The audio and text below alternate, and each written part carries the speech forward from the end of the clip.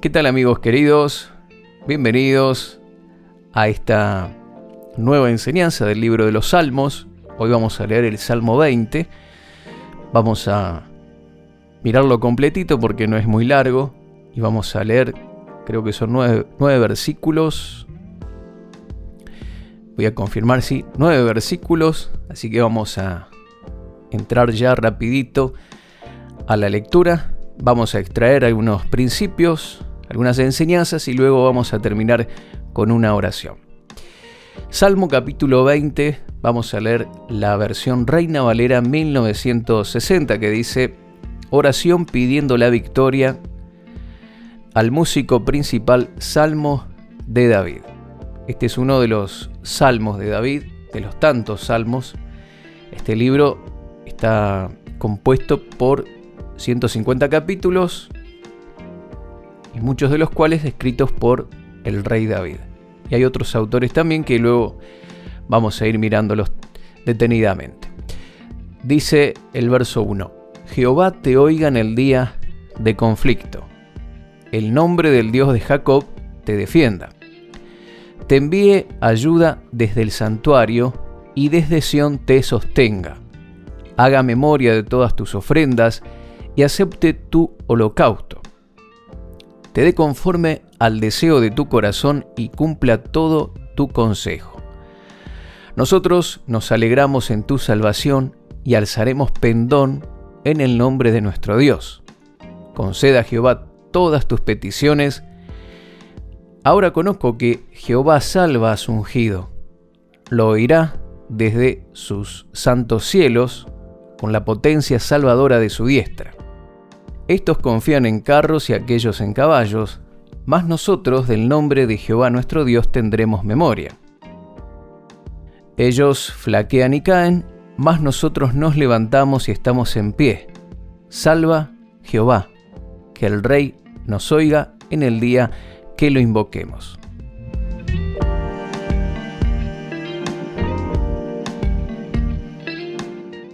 Este es el Salmo 20.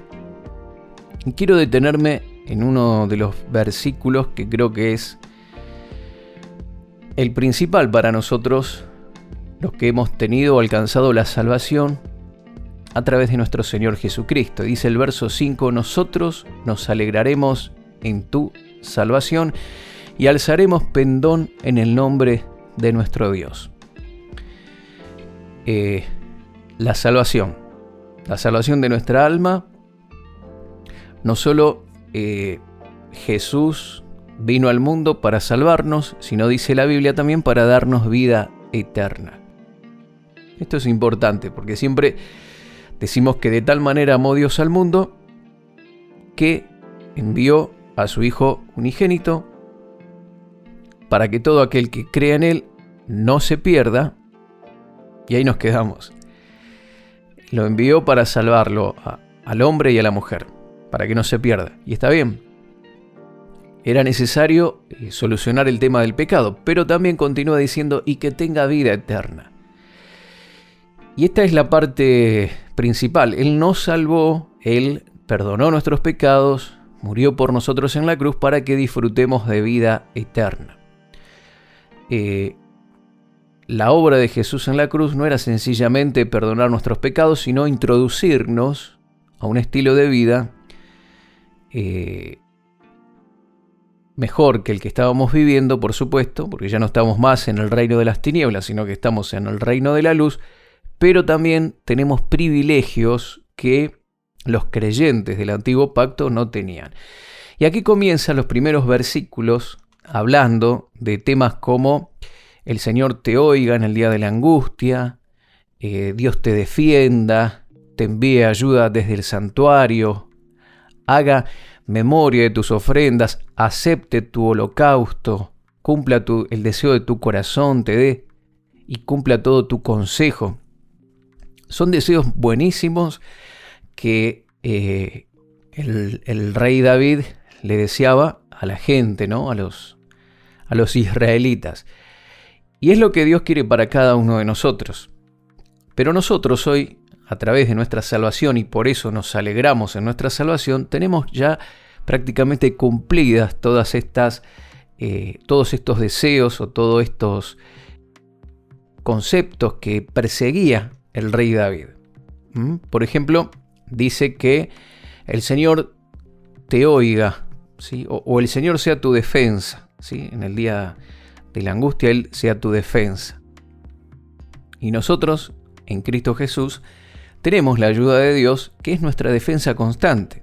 La salvación a través de Cristo nos provee todo lo que en estos versículos se menciona, estos versículos del 1 al 5, a causa de nuestra salvación. Por eso nos alegramos en nuestra salvación. Dice, el Señor sea tu ayudador. Y Hebreos 13:6 dice, el Señor es mi ayudador, no temeré lo que me pueda hacer el hombre. Es una declaración que ya lo tenemos, ya es nuestro a causa de nuestra salvación. También nos habla acerca de que Dios acepte nuestras oraciones, acepte nuestros holocaustos. Habla también que el Dios de los cielos te escuche. El Dios desde el cielo te escuche. Te envía ayuda desde el santuario. Te defienda en el día del conflicto. ¿Sí? Él es mi ayudador, dijimos. Haga memoria de tus ofrendas. Acepte tu holocausto. La persona no era aceptada. Tenía que hacer sacrificios y cumplir un montón de leyes que tenían que ver con no solo ceremoniales, sino dietéticas y un montón de cosas más para ser aceptado por Dios. Pero ahora nosotros, en Cristo Jesús, dice, por ejemplo, leemos muchos versículos, pero Efesios 1:6 dice, para alabanza de la gloria de su gracia, con la cual nos hizo aceptos en el amado. Ya no tenemos que luchar o trabajar o tener ese trabajo puntilloso que llevaban a cabo los sacerdotes del Antiguo Testamento para que nuestras ofrendas, nuestras oraciones o lo que le ofrecemos a Dios sea aceptado. No solo nuestras oraciones y lo que hacemos, Dios lo acepta. Nos aceptó a nosotros por medio de Cristo Jesús. ¿Sí? Somos aceptos en el amado a través del sacrificio de nuestro Señor Jesucristo. Entonces, también habla de que Dios te oiga, y la palabra del Señor nos enseña que pidamos, que Dios nos va a oír, que busquemos y vamos a encontrar, que llamemos y se nos abrirá. El libro de Hebreos también nos enseña que nos acerquemos confiadamente al trono de la gracia para hallar gracia y socorro en nuestra necesidad, en nuestros problemas. Entonces, Dios nos invita a orar y nos da la seguridad de que nuestra oración va a ser oída y respondida si oramos conforme a la voluntad de Dios. Pero todo esto es posible, mi querido amigo, porque hemos alcanzado la vida eterna. Estamos viviendo hoy. La vida eterna no es vivir en el cielo por siempre o pasar la eternidad con Dios. La vida eterna comienza aquí, con estos privilegios que hemos mencionado. Viviendo una vida de victoria, abundante. ¿A causa de qué? A causa de que somos aceptos en Dios, a causa de que Dios escucha nuestras oraciones, que nos hemos reconciliado con Él, hemos sido justificados, hemos sido perdonados.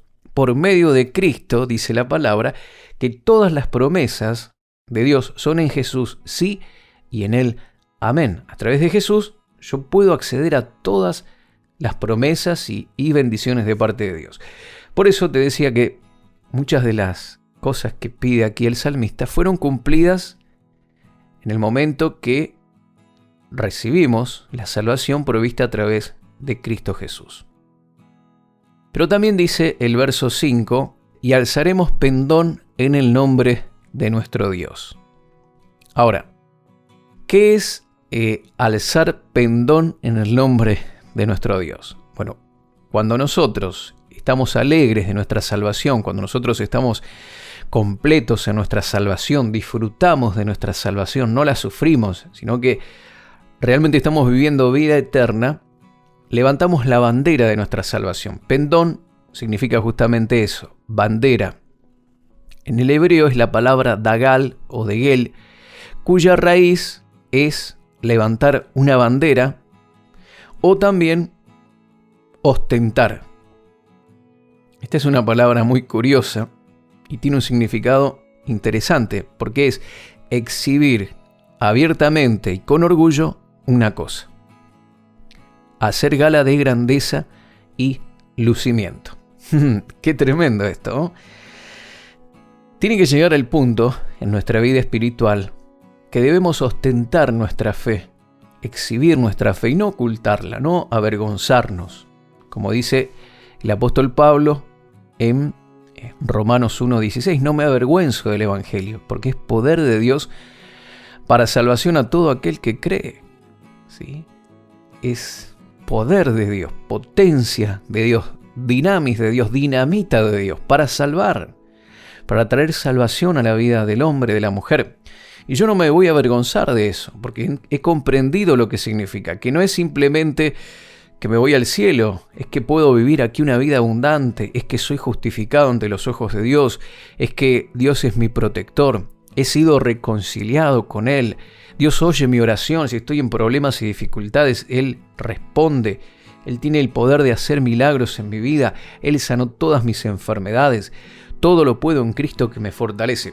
Podríamos seguir mencionando muchísimas promesas más que nos pertenecen como hijos de Dios. Y si vivimos esto y lo entendemos, vamos a ostentar nuestra fe y no vamos a ocultarla. Vamos a levantar esa bandera, ese pendón de la salvación con orgullo, con alegría. No porque nos enorgullecemos por nosotros mismos, sino también, como dice el apóstol Pablo, si alguno se enorgullece, que sea en el Señor, porque Él es nuestra sabiduría, nuestra justificación, nuestra santidad. Él es todo para nosotros.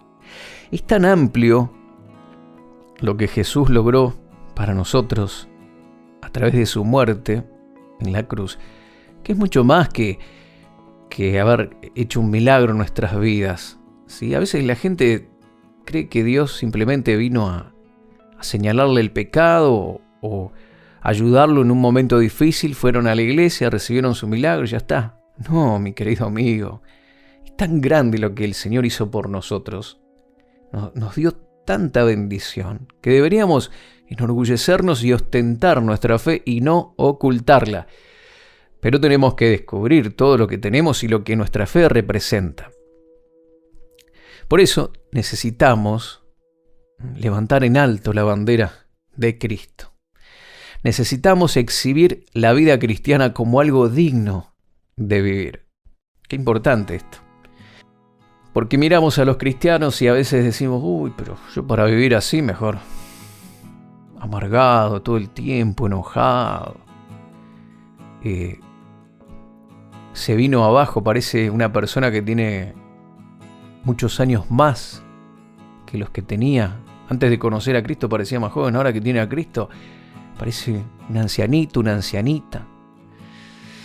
Y esto no es una vida digna de ser vivida ni de ostentar ese tipo de vida, porque aunque a nosotros nos parece que es bueno, no es un buen testimonio. La vida en Cristo tiene que ser, no digo que seamos estrellas de Hollywood, ni que ostentemos Ferraris, no, estoy hablando de vivir una vida digna, abundante, llena de gozo, de salud, de plenitud.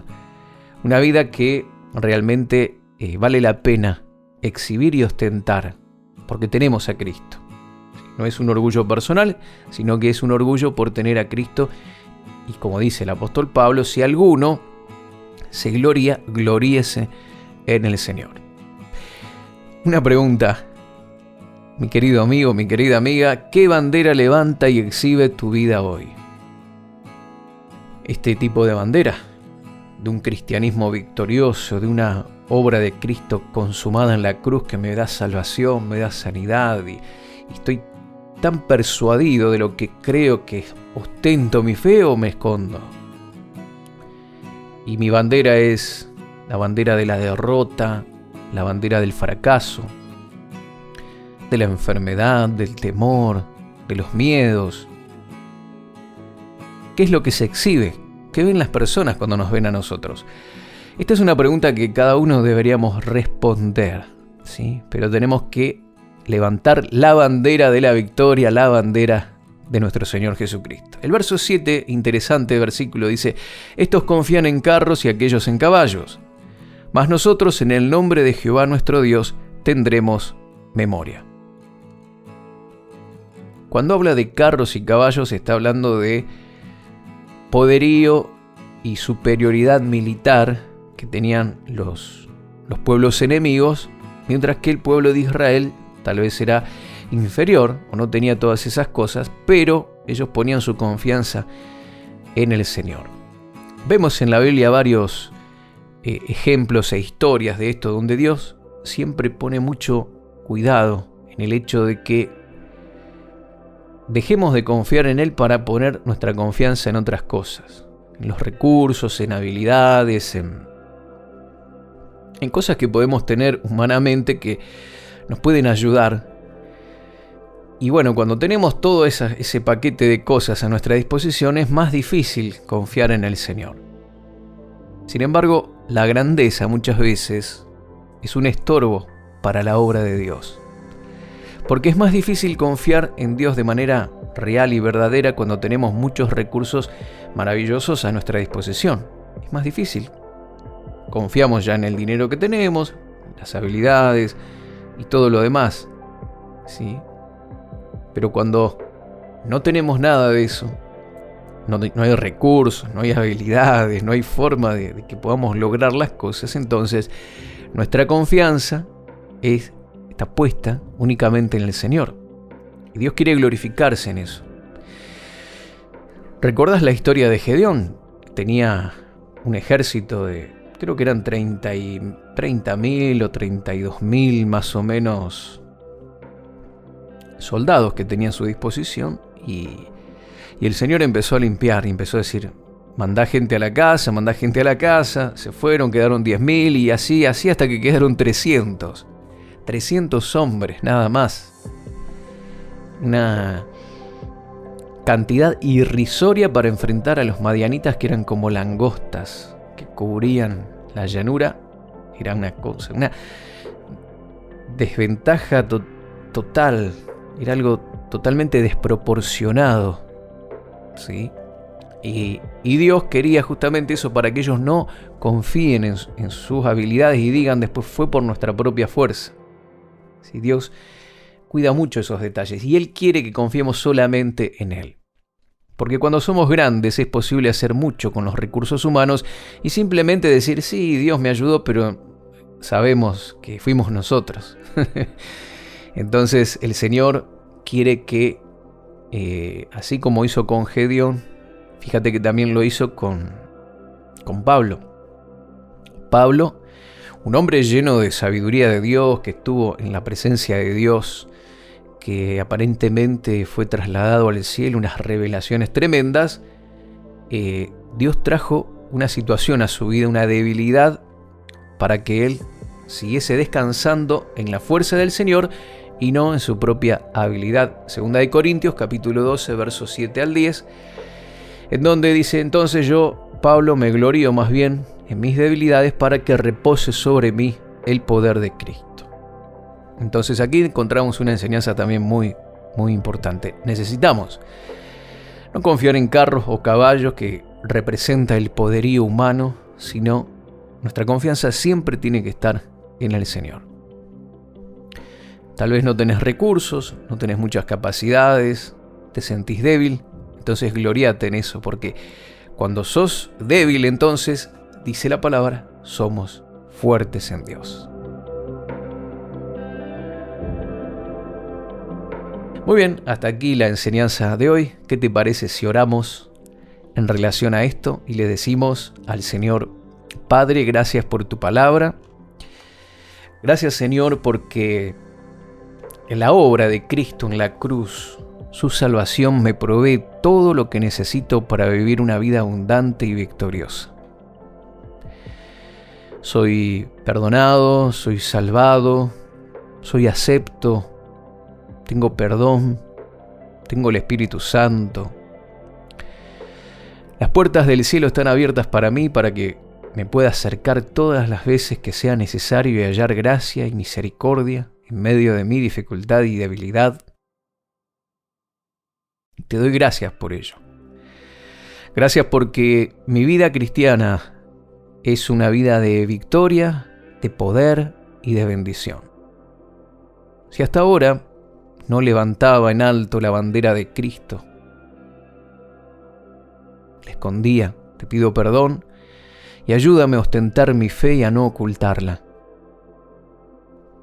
Necesito exhibir mi vida cristiana como algo digno de vivir, que las personas me vean y deseen lo que yo tengo. Si he exhibido hasta hoy la bandera del fracaso, del temor, de la enfermedad y todo lo que no es tu voluntad para mi vida, tiro esas banderas y alzo en alto la bandera de la victoria, la bandera de Cristo. Mi confianza no está puesta ni en el gobierno, ni en la gente, ni en el hombre, ni en mi capacidad, sino en ti, Señor. En ti, Padre Celestial. Te doy a ti toda la gloria, la honra y la alabanza. Y en medio de la debilidad que pueda estar atravesando, los problemas y las necesidades, declaro que en ti, Señor, soy más fuerte que nunca. Como dice tu palabra, diga el débil, fuerte soy. Lo pido, lo creo y lo declaro en el nombre de Jesucristo, tu Hijo amado. Amén. Gracias, mis queridos amigos, por habernos acompañado en esta enseñanza del Salmo 20. Dios te bendice y hasta la próxima.